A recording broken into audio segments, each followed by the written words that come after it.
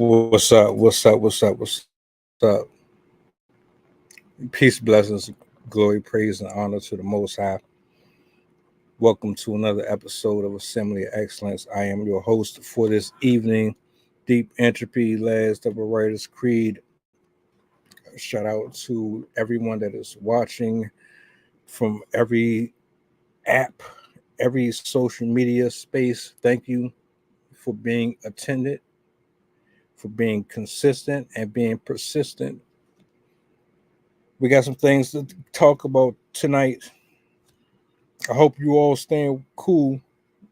It's been above the 80s all week. I don't know if we're getting rain anytime soon.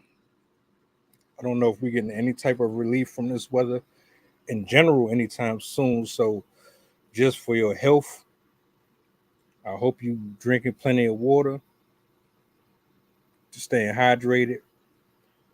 Um, that first above anything else, your health has to be number one priority here. I don't want to see nobody passing out or becoming ill because they not taking care of themselves. You know what I'm saying? So that first and foremost. Shout out to everybody in the chat, everybody watching from Super, from Twitter, Rumble. If you're not subscribed to the channel, pull up, show your boy some love. We definitely about to get into something real deep here in a second. If you haven't caught any of my last uploads, go check those out. I did a live stream with Desperado on Sunday. That was a conversation that requires a lot of intellect, a lot of humbleness. We were basically on polar opposite sides in our defense. A lot of context was lacking there. So I would highly suggest that you go check that one out. But let me make my announcements. July 12th, Pen and Soul Awards, 8 p.m. Eastern Standard Time. 5 categories, 3 contestants. I'm trying to pull in more, but we got 3 locked in right now so far. And like I said before, all talented, all talented.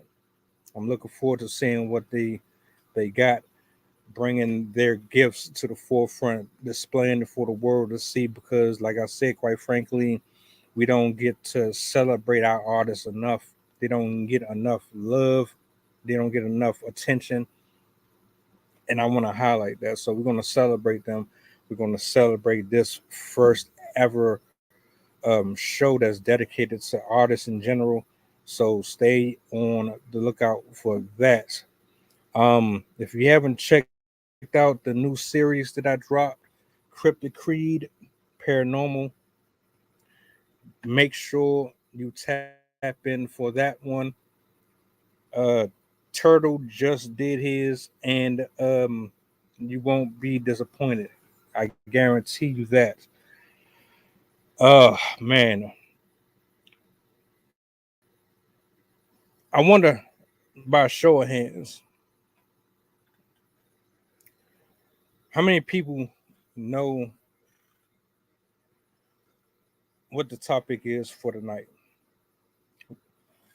Have you ever heard of the term emotional fluffering? Well, we're gonna get into that. I got my partner up here. Hopefully, by the end of this, someone gets something out of it.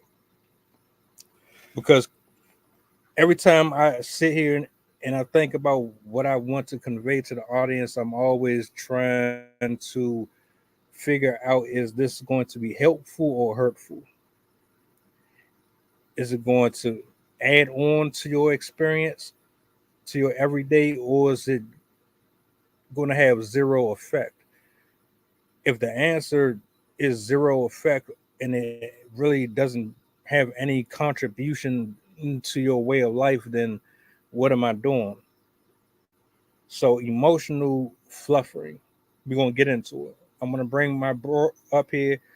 Y'all do me a favor, show him some love. If you're not following him, make sure you check him out.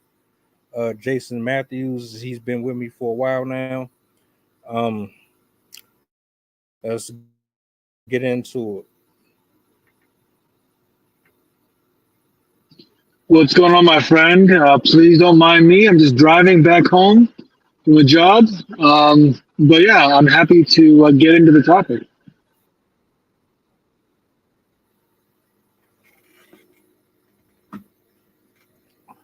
Right on, right on. Uh,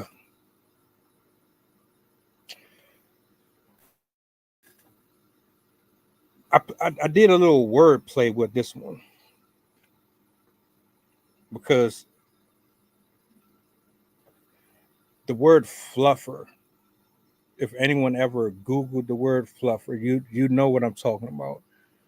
But a fluffer is someone who is utilized to hype you up, to keep you aroused, or keep you at attention, to keep you focused, to keep you at attention. It's it's someone who is used to motivate you in an intimate setting. I'm trying to be as PG as possible. It's what pornographic actors coined before their scenes start. So that the actor, which is a guy, if they need to get prepared for a scene, the woman is typically the one who makes sure that he is here. You know what I'm saying? So I said, this term can be used in another way, in a more emotional, internalized way. And someone who is an emotional fluffer to me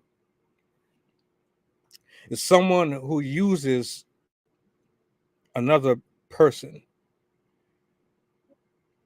to hype them up, to make them feel good about themselves,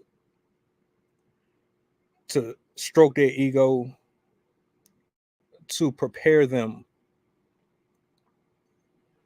to go out into the world to deal with people that they might have more attraction for. You're pretty much their hype man on steroids. And there's nothing wrong with being a support system. There's nothing wrong with being a hype man or a cheerleader or a wingman or whatever you want to phrase it.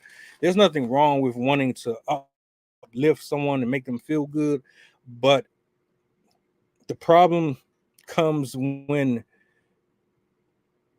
they kind of pick and choose, and they use you for that specific objective only, and then they discard you and they put you away until conveniently they need you again.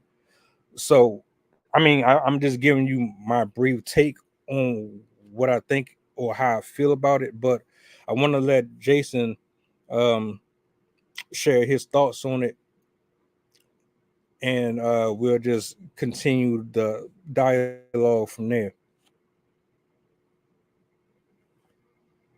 So it's funny. I actually had to look this up because I know what emotions are, and I know what a fluffer is. Like you said, it's a hype person. It is someone that gets a crowd or person excited before the main event. An emotional fluffer. This is interesting because when I think of those two words, I think of it in many ways like what you were talking about. Someone who is an emotional support and being able to be there, comfort, console, and help a person move along or continue on. And as you said, there's nothing wrong with that usually. What I've found the problem is isn't so much about the discard because a person is not going to be an emotional fluffer to discard someone. That just makes no sense. That just adds confusion. It really doesn't do anything harmful. It just confuses somebody. It's like, well, what the hell was that for? And then they do that, and they leave. It's like, okay, well, that was weird. But when it comes to someone who does that, and they have either a unexpressed expectation or a covert contract where they are expecting something in return for their emotional support that they have not expressed or has not been agreed to. And this is when it becomes really harmful. And there are many types of people who do this. I've talked many times about people who are stuck in the nice guy trap. And this is one thing that people who are stuck in the nice guy trap do. They give of themselves in a way that is really unhealthy. It becomes draining. It becomes something that where they are neglecting their own personal needs, and they are putting the needs of others before their own, in the hopes or the expectation that they're going to get something in return when there has been no statement or no agreement to that.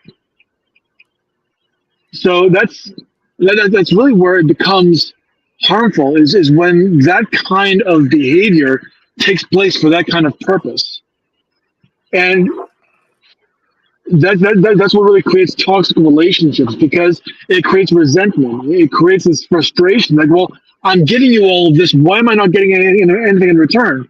You're not getting anything in return because you haven't made it known that you want something in return, or that something in return is expected. If you make it known, well, I'm more than happy to be a support for you, but I need something as well. And that's just human need. This is human nature, where you're giving something and you get something in return. That's an emotional exchange. If there's no exchange but you need an exchange, and that need is not made apparent, that's the problem. And I'm gonna stop right there.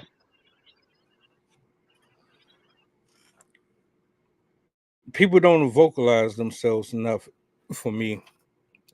We would probably save ourselves a lot of headaches, a lot of heartache, and a lot of BS if we really just told people what it was, what we wanted, what we expected, and both parties decided what they were going to do after. Are you willing to give me what I need back, or is this a deal breaker? So that we can not waste each other's time. People pleasers and folks with this nice guy syndrome, your issue is that you think that the person that you are going for or you have your eyes on is the end all be all. They look good. They might have a certain type of personality that you're drawn to. Maybe that personality is a familiar spirit, or it does something to you because of how you were raised and you were around people who had similar personality traits, so you're attracted to it, and you don't understand and realize that you might not necessarily want that, which is weird if you really think about this. Look at it this way, right? So you grew up thinking that you were supposed to deal with sarcastic people. because your family's sarcastic or your friends were sarcastic as you were growing up. So that's what you are around. But internally, the way you were designed specifically, you know that that's not really your fit. Have you ever been in a situation where you've been around people or you've been in a circle of friends and you never seem to quite click with them? You just never could really put your finger on it, but you always had like this thing about you where you are psychoanalyzing everything that they do. So they might think one thing is funny, you don't think that's funny. I guess what I'm trying to say is for a person who's put themselves in that subservient space, it's doing you no good. And if you don't understand that you have value and that you mean something, that you are important, and that you're supposed to be in a relationship or a friendship of any kind that is uh, equally giving back. See, first you have to know that for yourself. You have to know that it has to be a fair trade.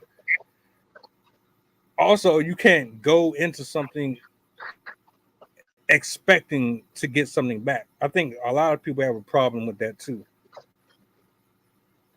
Are you being Mind nice if I because you make a want? course correction? Go ahead. Mind if I offer a course correction? Something you had said, I want to make sure that I actually give good information. So the whole nice guy syndrome, nice guy trap, people pleasing thing is not a choice. This is a behavior response that is a survival mechanism. And it's done because a person believes that they're supposed to be inherently good, or they believe that they are inherently bad and trying to convince others that they aren't. And it's a thing where they aren't necessarily gravitating towards certain people because of qualities. What they want to do is they want to prove to others that they are worthy of attention and don't want to be rejected or judged. And so they act a certain way in order to, in their minds, in order to prevent that from happening. But in doing so, they actually bring about the behavior that they don't want because they are going so hard in that one direction that they are um, destroying the friendships and the relationships that could possibly form had they been emotionally well adjusted. So I wanted to make sure that I offered that it's not a choice. It's more of a reaction.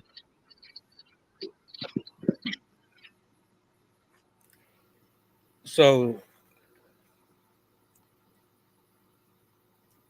let me ask you this then.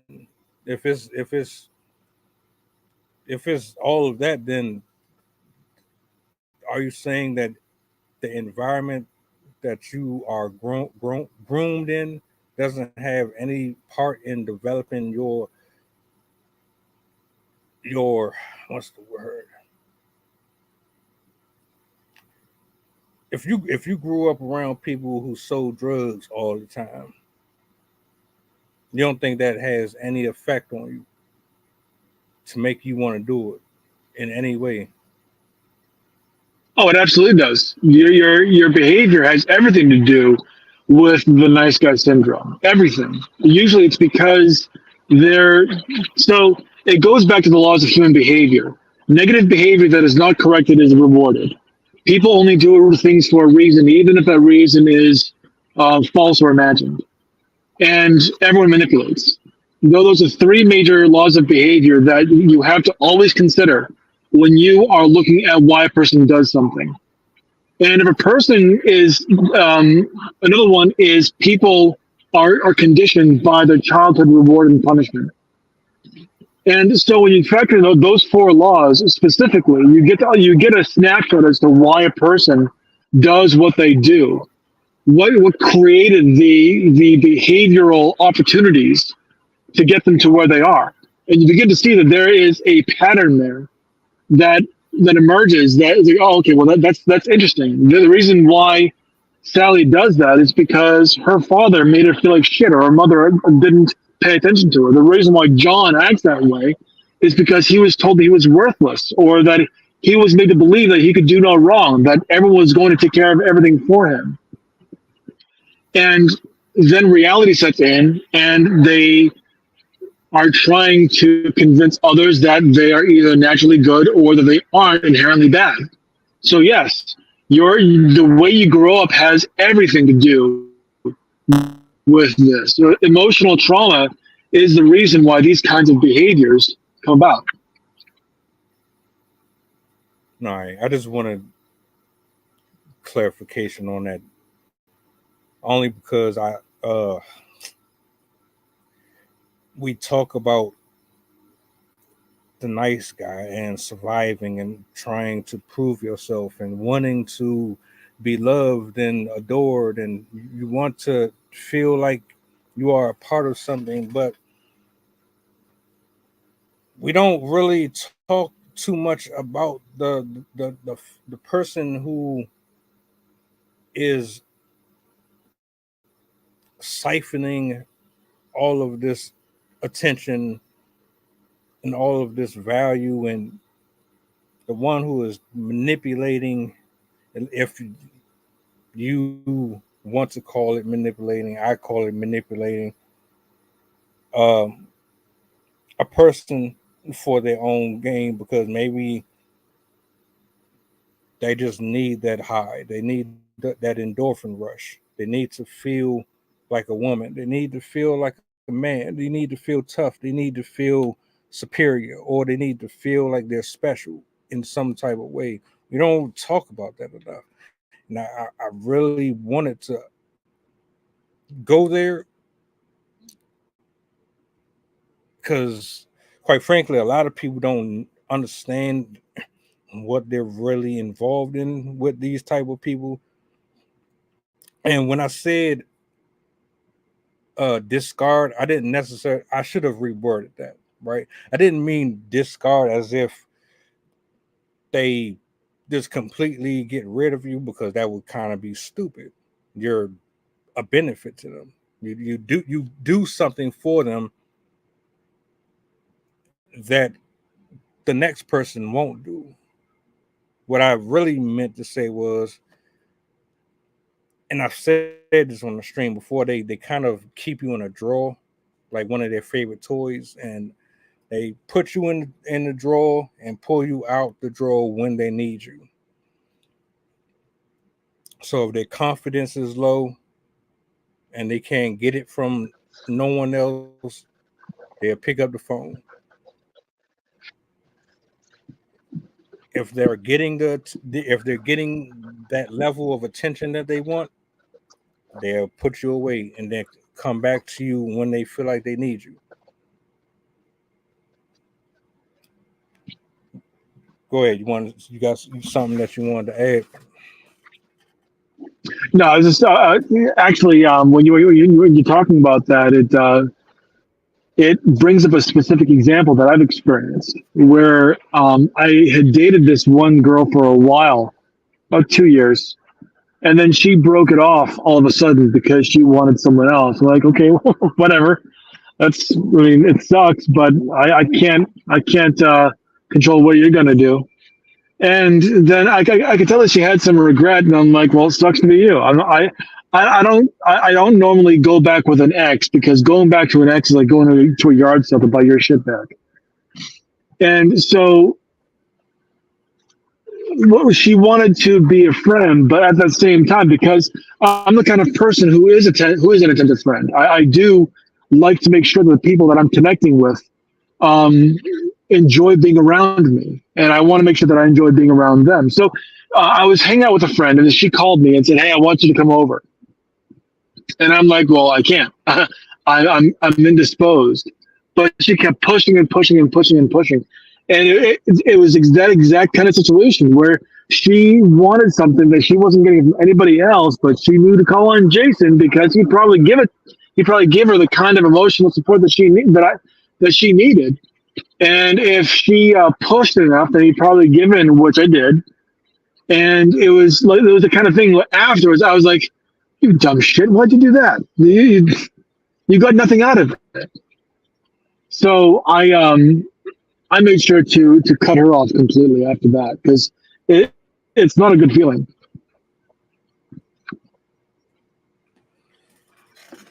Light and Love said life can be better, but if it's a deliberate choice to manipulate, then you have to get away. That's the only option if you truly want away from it.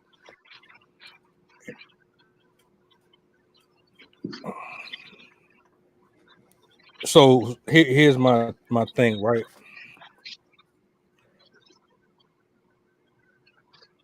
It's going to come a point where you're going to have to make a choice, and you're going to have to weigh your options, and you're going to have to decide if the person or party that is a part of your life is worth the headache. Are they adding on to it?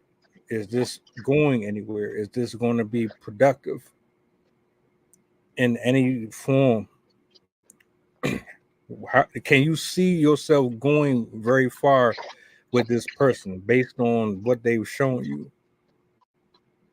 How is your dynamic in conversation? Uh, how well are they at listening and nurturing and watering your garden, giving you life, speaking life into you? How good are they at doing them things? If you have a list and you can check off the same things that you do and is kind of even 60-40, if there's anything below that, then you have to make a decision. Because a person who doesn't understand boundaries and don't know when to stop, they're only going to continue to do it. And I believe a person who has that mindset, they look at you as if you don't have any self-confidence, you don't believe in yourself, Hmm. or they're looking at you like you don't have any options. You like you just stuck there. And without them, there is no identity. And if they feel like that towards you, the only there might be some ways that you can really get out of that, but my personal take is something that Jason just said was pretty much was and T said is to step off, go your own way, leave them alone. You can have the conversation with them and express to them how you feel, but I don't believe a person like that is capable of changing overnight. That's going to require distance and you standing on something that you believe in.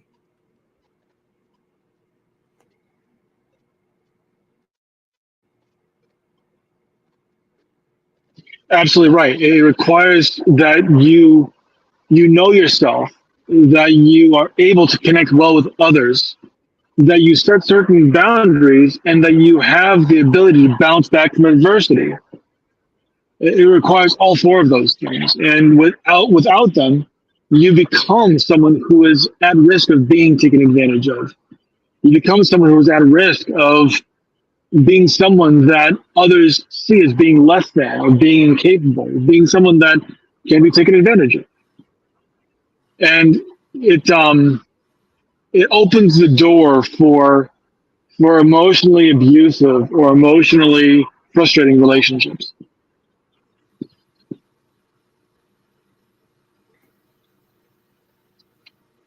Let me ask this question: in your X amount of years of life, have you ever seen an example where emotional fluffering was a positive in anyone's life ever? Yes, I have. I have.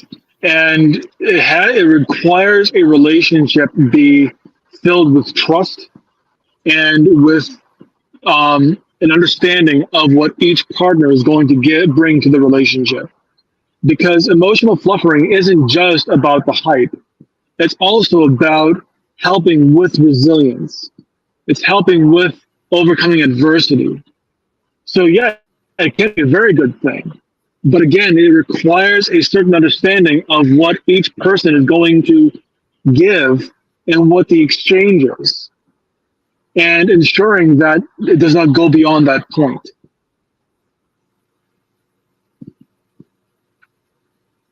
I just wanted to make that clear.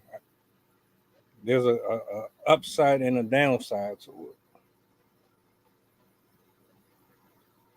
That can be very confusing. The term itself just sounds like it's just archaic and Armageddon. A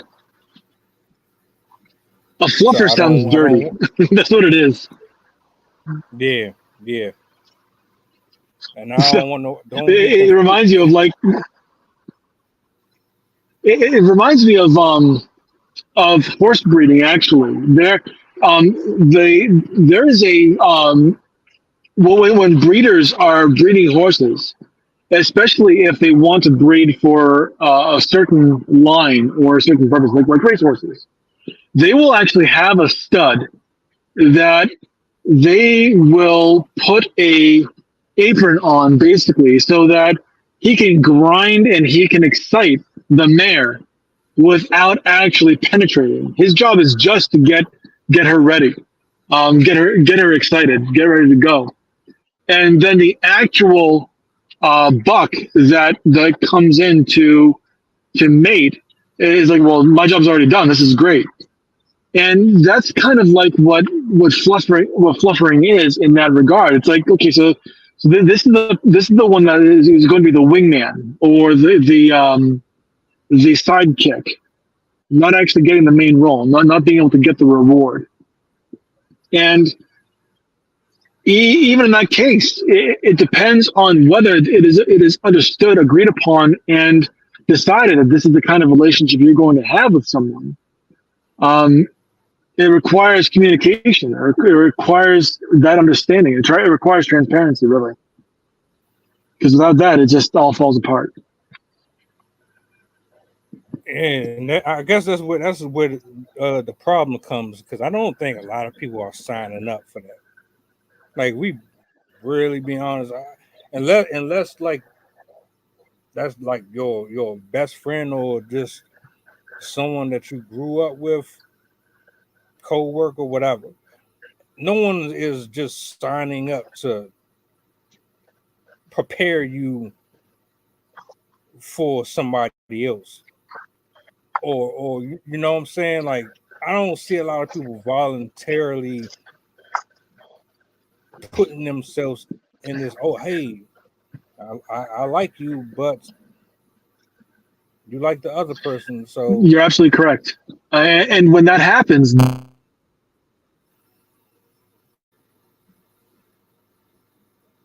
expectation, and it is toxic as fuck. It is really harmful to any kind of relationship because what that is saying is this is all that I think about you. This is all I believe that you are worth. And so I'm going to stick you into this role, even though you haven't agreed to it, because I don't care what you agreed to, because this is all I feel that you deserve. And that has got to be the most insulting and emotionally toxic thing to do to another person is tell them this is what I think of you. This is all I believe that you are worth. And those kinds of people, they deserve two things. One, they deserve to be punched in the face. And second, they deserve to be disregarded and ignored at all costs because these are people who offer very little to any kind of healthy relationship because they themselves are not healthy with themselves. By the way, I'm not advocating violence. That was just kind of a turn of phrase. I'm not saying that people should go and punch other people in the face. That would be wrong. Nah, but I had to make that real disclaimer talk, because it, it's it's real because people really out here playing with others' feelings, and you don't know how a person is going to take it. Some people might bottle it up for 10 years, 2 weeks. Some people might just get fed up with it and step off, but you just don't understand the risk. You're playing with fire, messing around with people's emotions like that. And I don't know if you're one of those involuntary people that just you just ended up there and you don't know how to get out, get out. I don't even know if I would even explain myself. Just go ahead, take the L, which is not really an L because you weren't really getting out of it anything that you wanted anyway. Realign yourself, get right, and find something that's going to work for you. Because people like that, they will gaslight, they will manipulate, they will do whatever they got to do to string you along and keep you too at the same time. And the that's funniest part where about that, the funniest part about that is that it only happens if you allow it. If you have a strong personality, you know what your worth is, and someone tries to turn you into a fool by saying this is all I believe that you deserve, you're like, nah, I don't play that, and you just completely disregard them. You take away all their power. You take away every ounce of their ability to manipulate you at all because manipulation requires consent. It requires you to go along with it. And if you aren't speaking up for yourself, like I said before, negative behavior that is not corrected is rewarded. And so you are rewarding them for wanting to assert you in that role and you are accepting that role. You are rewarding their behavior by going along with it. Whereas if you don't believe that you belong there, do anything else other than go along with them. Do anything else. Because you really don't need that kind of person in your life, regardless of what you may think. The status that you think that they can provide you is not worth the giving up of your moral worth, of your self worth, of your self esteem. It is not in order to get you might get out of that kind of relationship.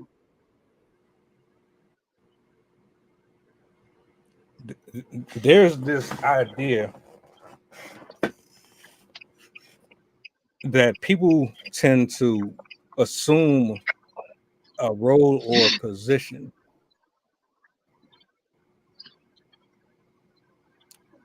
the initial meeting of this person. It's like when you come into contact with a man or a woman, the lines are pretty straightforward. As time progresses, you figure out who they are, who the other person is. You draw the line. You try to see how far you can go with this person, what they take, what they won't take. Are they a candidate for being intimate with? Are they a candidate for being loyal to, friends with? Will you give them a certain level of respect? You're basically a a walking barometer of Mm-hmm. what a person is going to treat you as on both sides, and then it's at some point people begin to lose their footing somewhere, and then you have folks that kind of now they're just, oh, they this person, so I'm gonna treat this person like that because of this. And you got people big headed thinking that they're better than people, that they can do whatever they want and say whatever they want and treat people however they want because of the imbalance that happens when people come into contact with each other over a long period of time. You might have started out on even playing field, then weaknesses start coming up. Or you start noticing some things that you think you can exploit. You know what's funny about that? And if, yeah, What's funny about that is that that kind of interaction is co-created.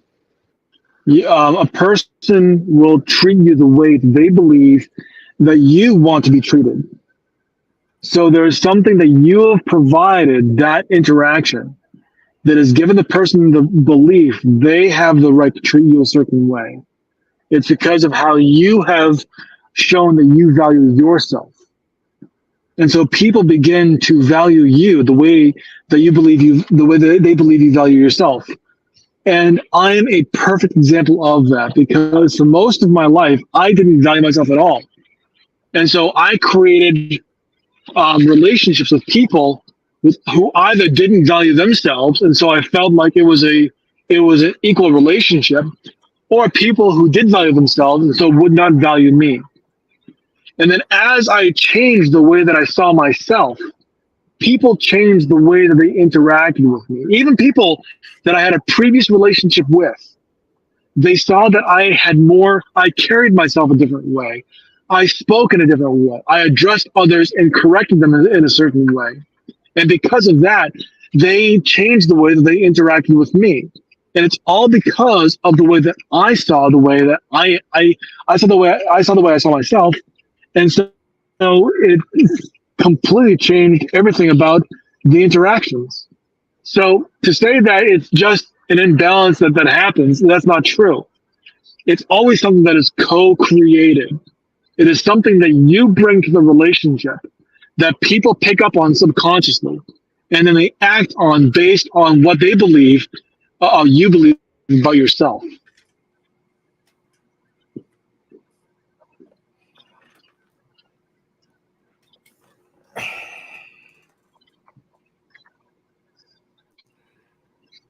goes back to that saying, you are who you surround yourself with. And I know a lot of people going to sit here and say, just because they are doing this, that, and that, don't associate me. No, you hang out with them. So for some, if you hang out with them, that means that for whatever reason, there's some things about you that I should be looking at a little closer.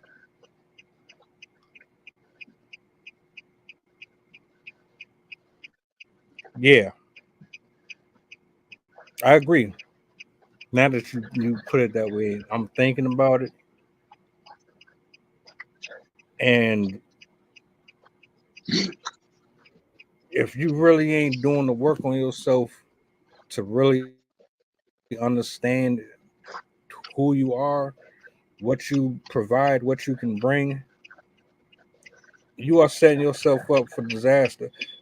Ask yourself this question: Are you 100%. dealing with are you dealing with anyone right now in your life, and the relationship is not equal at all, or they treat you a certain way, and ask yourself why, how, and why did it get that way? Usually, it's going to come back to you. I was never a person to point the finger at one party without pointing the finger back at myself. So if something is going on here, it's probably because you had a big part to play in this. There's no way around that.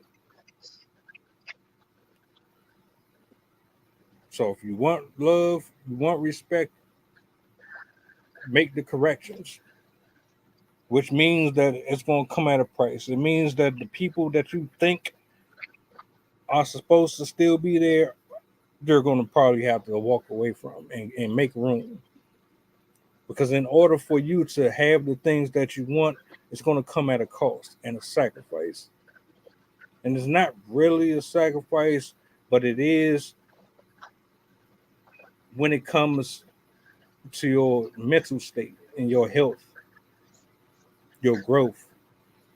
Because nobody who is healthy and walking in their purpose and is not uh,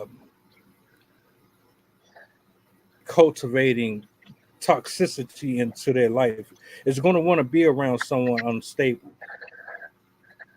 that's uncertain,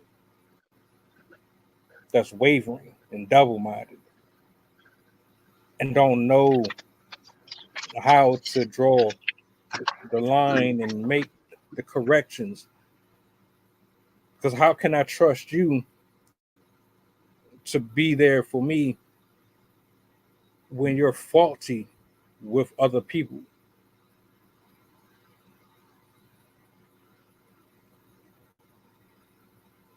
Sorry How about can I that. I expect you? my Wi-Fi was trying to connect, and so it interrupted my stream.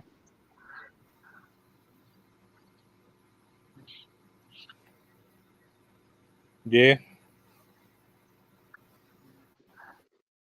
I interrupted what you were saying. I apologize. I was only saying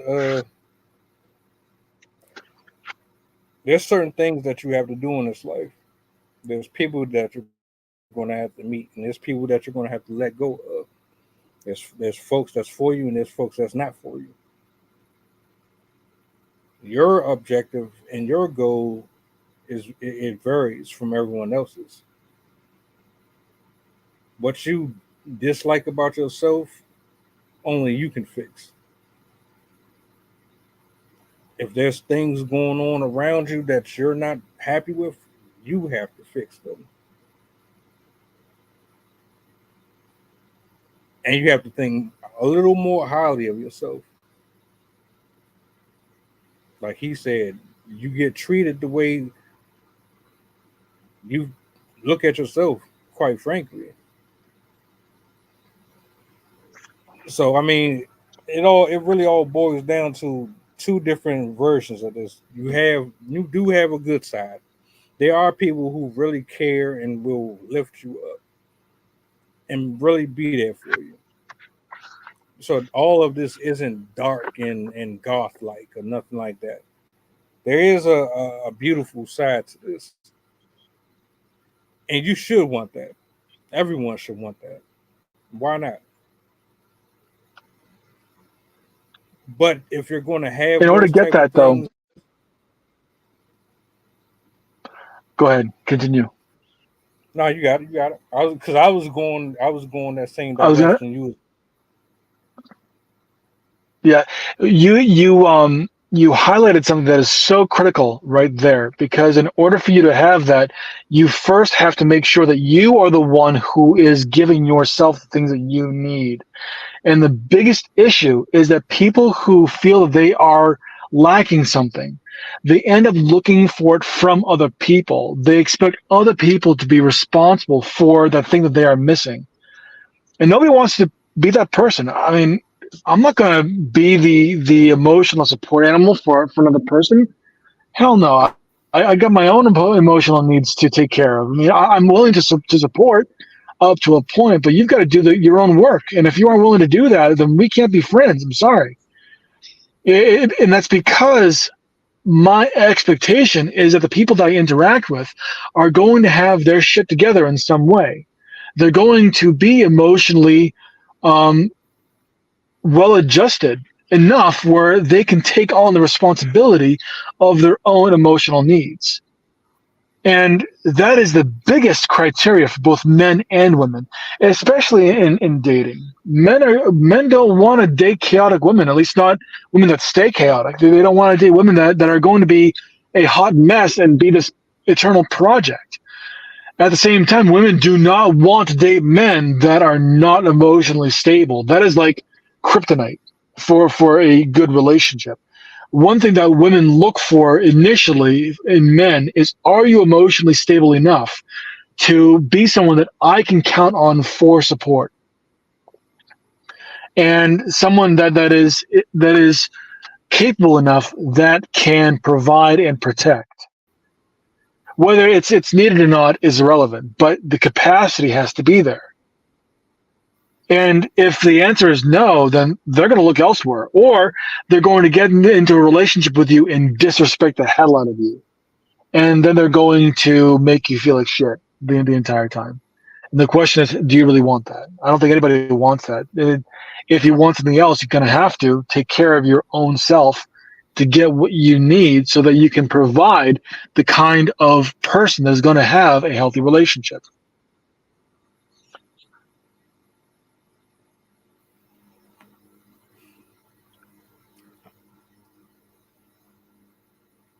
I have a question. I'm trying to formulate.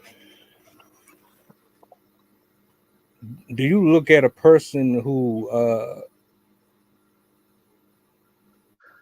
uses the emotional fluffer as a terrible person, or they're just exercising their their ability to get away with it? Do you see anything wrong or right in that scenario? And I'm asking because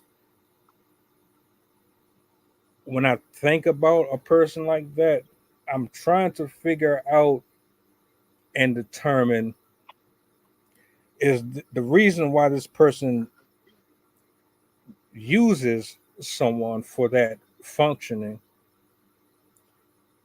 is it because they lack in themselves something that the other party is lacking in themselves, right? Because So the only I'm not. Go ahead. Finish your explanation, please. the only reason a person to me would constantly pick up their phone and call that other person for admiration and all of that is because they don't have the ability to do it themselves for themselves, because something was stripped away from them. I could be wrong. It's just a theory, but I'm looking at it as if there's two people who have no business bothering each other at all. But go ahead. So the answer to this is maybe. It really depends. First of all, I'm not going to pass judgment on anyone because I'm not in that situation. If I see someone using people as emotional fluffers, the first question I'm going to ask myself is, what is the overall dynamic of this relationship? Because relationships don't happen in a vacuum. They don't happen in a snapshot. They have a before and they have an after, and you have to look at the dynamic of it, like what led up to this and where is this going. So that's the first thing I'm going to look at. The second thing I'm going to look at is, how permissive is this behavior on both sides? Is it something that both people are getting something out of? And if they are, it's not my business. If someone is getting emotional support from someone and it's benefiting both people, fantastic.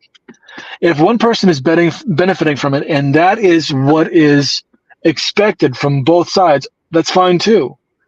If someone is benefiting from it and the other person is not, I don't talk to the person who's actually doing the taking of the emotional support. I don't talk to the person who's gaining the emotional fuel. I talk to the person who's giving the emotional fuel, and I find out why.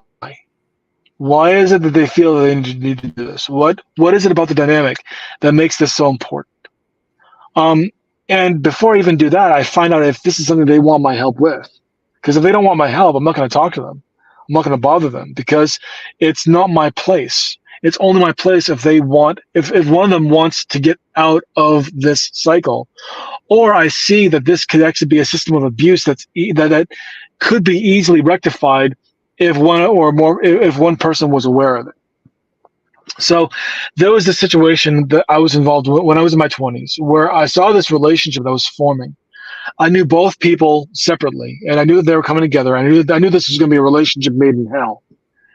And so the person that I knew to be the toxic individual, I actually didn't talk to. I left him alone. In fact, I talked to his new girlfriend, and I said, you really want to make sure you understand who you're getting into a relationship with. That's all I said. And so she took it upon herself to really open her eyes as the kind of person that he was, and she walked away immediately. Now, if it had been something else where she looked at the kind of person that he was and decided to go into the relationship, I'm not going to say anything else because obviously she doesn't want my help. She's okay with that kind of relationship. And it's not my place to intervene. I'm not Superman. I'm not meant to live someone's life for them. All I'm going to do is give them my perspective and see what they do with it.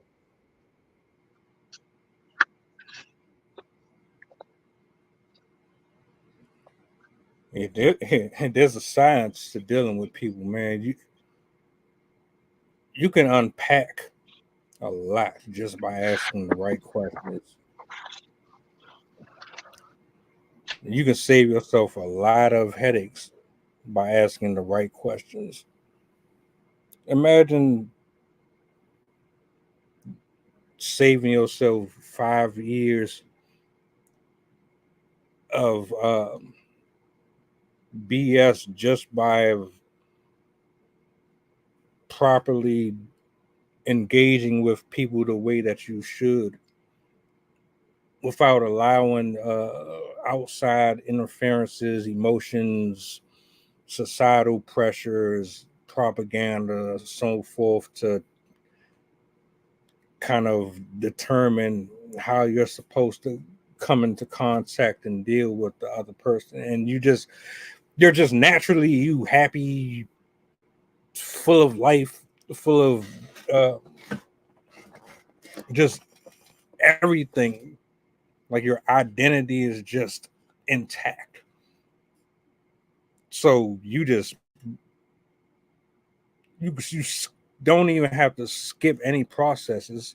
You know what you need to ask. You know who you want to deal with and who you don't want to deal with. You don't waste 5-10 weeks dating, courting, buying friendship rings, and all of that dumb stuff. You just have the blueprint and you just follow it step by step. And you're not worried about whether or not the person stays or leaves because you understand that the humans are human and everyone is not supposed to be there forever. The ones that's supposed to be there, they understand the technicalities that come with dealing with a person. People who really want to be there, they do exactly what they need to do to be there. Some are just great chameleons. Others just truly understand and honor and respect the people that they surround themselves with or allow in their life. So this could go either way depending on what type of scenario you're in. Make sure you understand what you got, what you want, what you're looking to accomplish moving forward, think about the people that you surround yourself with currently. Ask yourself, are they people that you can continue on with, or you might have to start slowly phasing out? Because what you don't want to do is continue to waste your time if it's not I being would say don't invested. even slowly phase them out. I would say get rid of them as soon as possible. If you realize that they're violating your boundaries, and you let them know what your boundaries are and how they're violating them, and they don't stop, cold turkey, just give them the axe. There's no slowly phasing out at all. It's like go no go. There's a certain standard that I have when people deal when I deal with people, and if they violate that standard, I stop dealing with them immediately.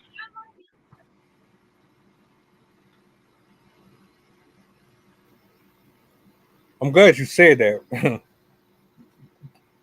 because I was having this conversation with somebody like a week ago. They got some news about some infidelity, but they still toying around with the idea, and nah, he's right. Go ahead and get rid of it. It's not worth it. Don't entertain it. Don't ask what if. Don't say maybe. Don't try to rationalize their behavior.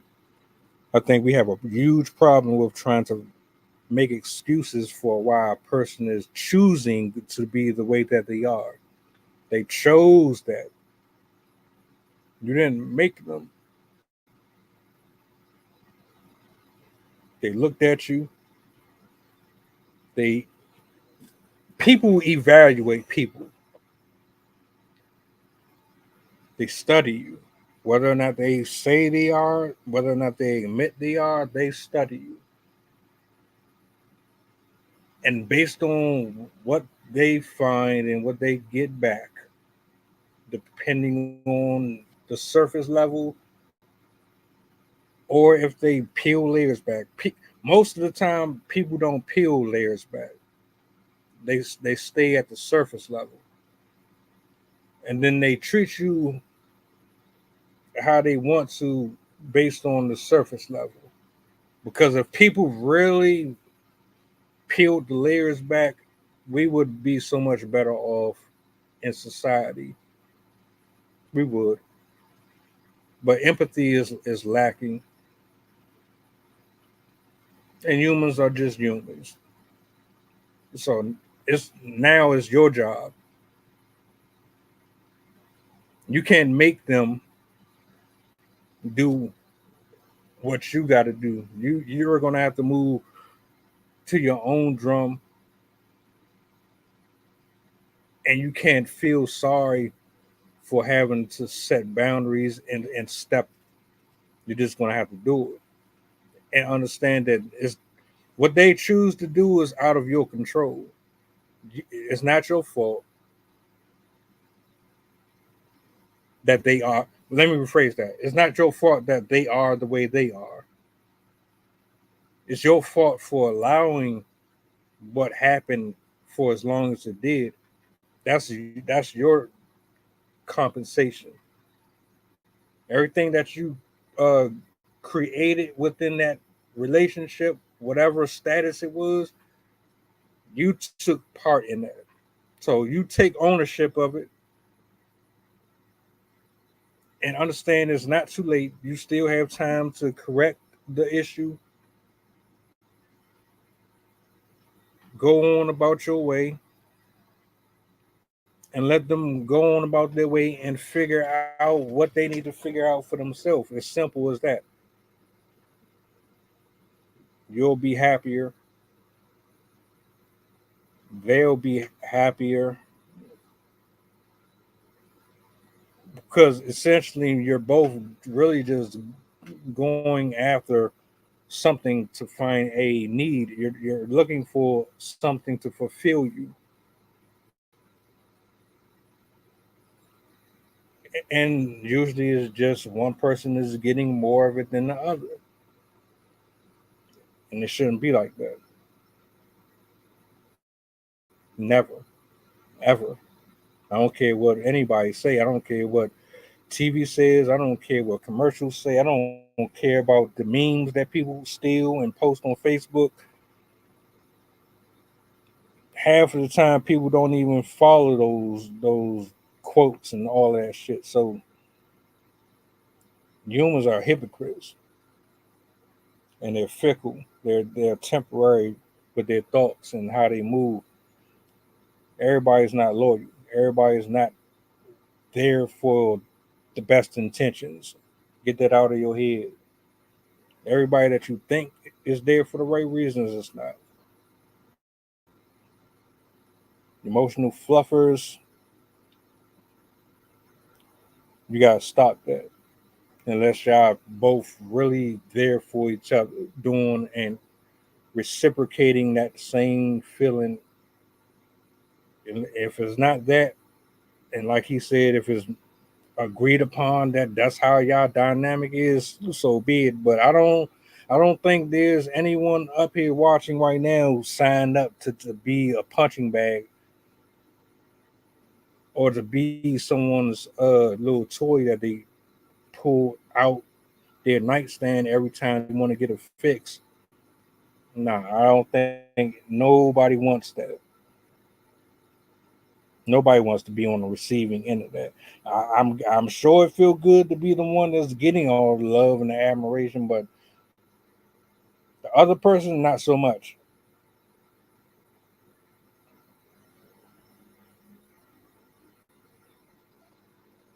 One of You the got best ways to balance that.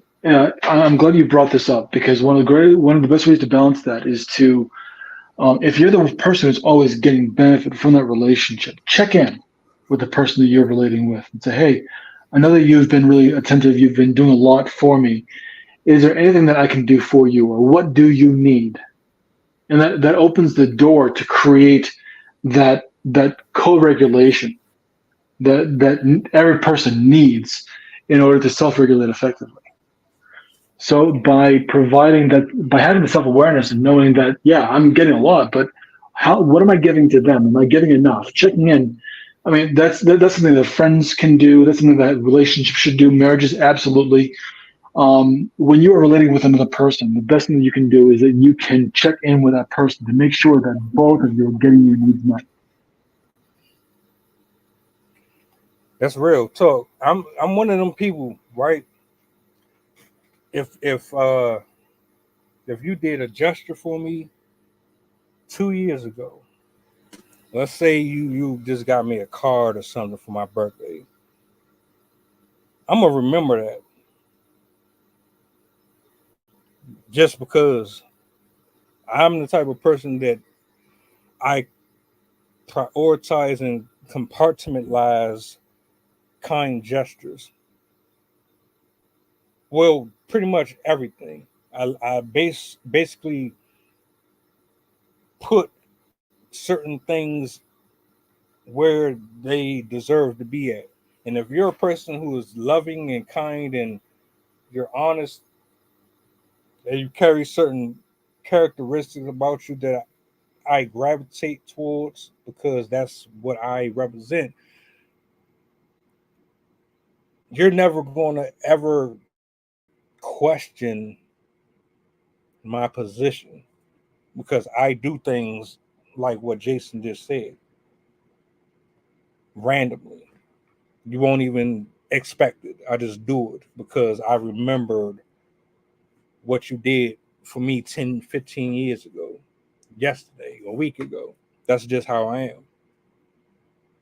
But there's folks that you'll do 1,000 things for. You have to get into an argument with them for them to remember. And then when you start bringing up stuff you did for them, it's, oh, you always bringing up stuff from all these years ago. Why you always do that? Why you always do that? You go ahead and get rid of them. Go ahead and get rid of them. If if you have to get to that point with anybody, just go ahead, chop it up to the game. We ignore them signs way too much. I think there is wisdom in knowing when to let go of your relationship, and there's also wisdom in being able to figure out how a relationship can be salvaged, if a relationship or connection can be salvaged, and if it should be or not. And I've always maintained the belief that any relationship can be repaired. The question is, should it be?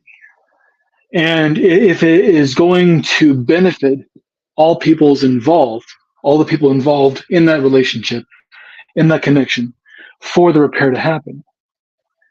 And just by finding out, okay, so is taking for example the person who's always bringing up the past, or saying, why always bring up? So hang on a second, what is going on here? Trying to understand what the issue is can be a great benefit to figure out how to move forward. If there's no way to identify what's going wrong, it's impossible to find out how to fix things and how help them go right. And if you make an effort to repair a relationship and that repair is successful, fantastic. If you make an effort and there is resistance because there's no real desire for that repair to happen, that's a completely different situation. And it's important to be able to say, yes, it can be repaired, and it's important to say, nope, it can't be repaired. Time to move on.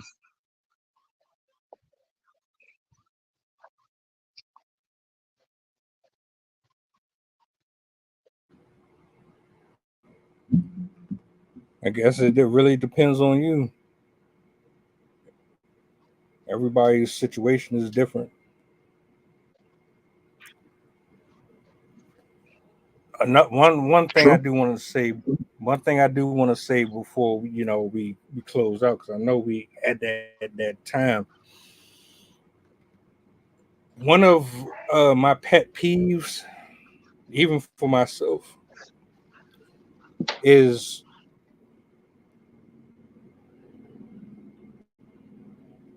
creating our own mental gymnastics,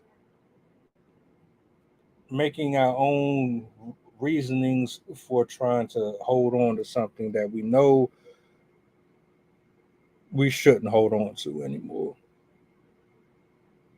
Especially after you've exhausted every option. You've done every single thing that you possibly could. But what you end up doing is you just driving on E, dragging along dead weight. And by dragging that dead weight, you're stopping yourself from meeting people that you should be around that would be 10 times better than what you had. So, my final thoughts on this entire topic: how much do you love yourself? How much value do you put stock in? Is what you are investing in worth everything that you have going on? Is it adding to or taking away from? And how can you be better moving forward with this person or without this person? Do a list of pros and cons. He basically saying just rip the band-aid off. which is cool if you're one of them people who can do it. Maybe that's probably the best way to go, even if you just aren't that type of person. Maybe you just need to say what you need to say and just be done with it. But I guess me slow cooking it is me trying to get the person to understand. Look, this is what it is, and this is why it is, and you need to see this and understand that so that you won't feel so bad about having to do what you have to do. So here's why that strategy is a horrible strategy. First of all, it assumes that the person needs to do something, and they may not believe they need to. And it's not for us to decide what another person needs. Second thing is you are using the slow cook method as a way of getting someone to become aware of their own behavior, and there's no guarantee that they will. This is again an unspecified or it is an unexpressed expectation. And so you're playing a mystery game that they don't even know the rules for. They don't even know they're playing a game. Whereas if you just came out and say, "Hey, look, this is not working. The way that we are interacting is not working. It's not working for me, and here's why." And if we're going to continue this, this is what I need. This is what I need to change. By letting someone know what you need rather than telling someone what they need to do, that provides more authority. There's a lot more authority that is had. It's a lot more assertive and a lot healthier of being able to say, this is what I need in order for me to want to continue interacting with you in this way. And then be very specific, be very upfront and honest about the things that you need and know what they are so that you can articulate them really well. And if the person that you're relating with says, well, I don't want to do that, well, there's no reason to slow cook that shit. I mean, just let it go right there. Okay, well, I guess this is done. Peace out. Yeah, it sucks the first couple of times that you do that, but you get used to it. It might feel like you are letting yourself or others down, but again, you get used to it. You begin to realize that this is actually the most healthy way to stand up for yourself and to interact with others.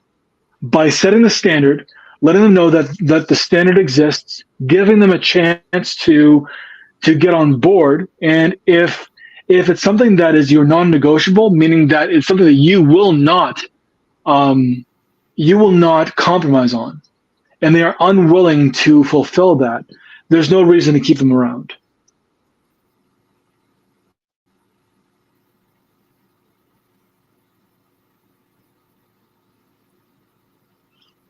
Well said. Well said. He right. I had to think about that one. That's real talk though. You can't change what somebody already got in their head.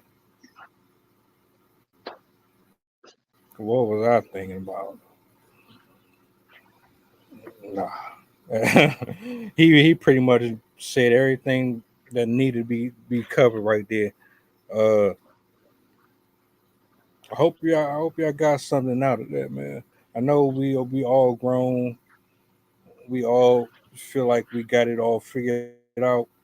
And we know everything about life and its mysteries. It's okay. We all have gotten screwed over before. It's not a big deal. Doesn't have to be the end of the world. You don't have to be a monster because of it either. I salute Jason. I appreciate you, your wisdom, your rebuttal game is eagle eye. I appreciate the thinking pieces and making me really rearrange how I was kind of perceiving some stuff, especially this whole slow cook thing.